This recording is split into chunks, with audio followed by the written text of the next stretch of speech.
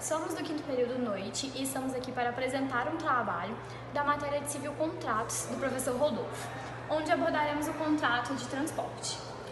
Representamos o escritório ACEGM e trouxemos para vocês uma decisão judicial. A autora, pessoa idosa, passageira desse ônibus, se desequilibrou com a colisão e sofreu lesões permanentes em seus olhos e necessitou de socorro médico. Em face disso, a idosa ajuizou uma ação de indenização por danos morais que foi reconhecida na sentença. Na apelação, a ré, empresa de ônibus e a seguradora, solidariamente denunciada, pediram a reforma da sentença, alegando que a lesão da vítima foi mérito de saber e que o valor da indenização estava alto.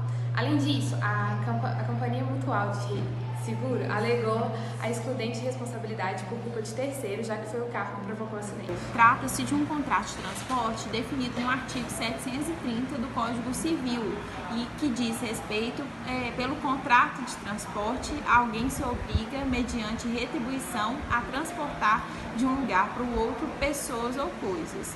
Isso se confirma no artigo 735 do Código Civil, que dispõe que a responsabilidade contratual do transportador por acidente com passageiro não é eligida por culpa de terceiro, contra o qual tem ação regressiva. Isso também se confirma no artigo 734 caput, que dispõe que o transportador responde pelos danos causados às pessoas transportadas e suas bagagens, salvo por motivo de força maior, sendo nula qualquer cláusula excludente de responsabilidade.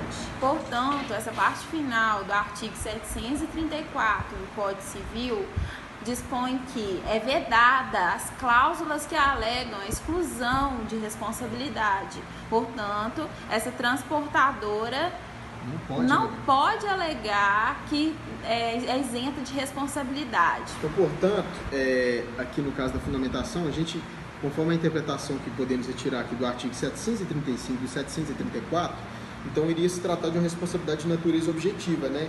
Então, a alegação da empresa, da transportadora e da seguradora aqui não se encaixaria, porque, por se tratar de natureza objetiva, então depende de culpa de terceiro, né?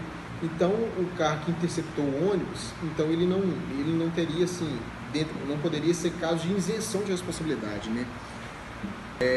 Quanto aos elementos que podemos retirar aqui do contrato de transporte também, teríamos a conduta, né? Então, o nexo causal que seria aqui seria a conduta em relação do dano que a idosa sofreu, né? De natureza corporal e de natureza extrapatrimonial também, que trata-se de uma ação por danos morais. E tampouco também temos a questão do risco, né?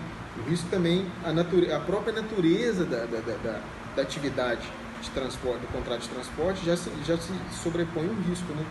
Diante disso, então, temos que a transportadora e a seguradora, elas têm um dever legal de indenizar os seus passageiros, como foi no caso da idosa, né?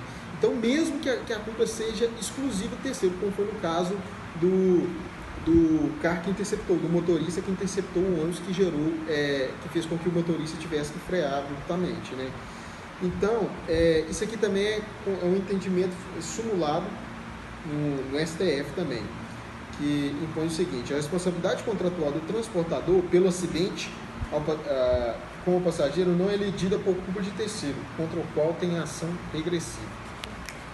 Concluindo, segundo o acordo, não deve-se verificar se o fato de terceiro é inerente ou alheio à atividade do fornecedor, uma vez que o direito brasileiro adota a teoria do risco criado, o que é verificado no presente, por ser uma empresa de transporte de pessoas e coisas mediante retribuição, e que possui riscos decorrentes do exercício de sua atividade. Diferentemente, temos o caso da carona, um motorista que pelo simples gesto de cortesia oferece de forma gratuita ou até mesmo com o intuito de dividir os gastos, não será responsabilizado como visto anteriormente. Isso porque, no caso de acidente, o motorista só será responsabilizado civilmente por danos causados de forma dolosa ou com culpa grave. O caput do artigo 736 do Código Civil coloca a questão no seu devido lugar quando diz que não se subordina às normas do contrato de transporte o feito gratuitamente por amizade ou cortesia. Igualmente, há a súmula 145 do STJ, que diz que, no transporte desinteressado de simples cortesia, o transportador só será civilmente responsável por danos causados ao transportado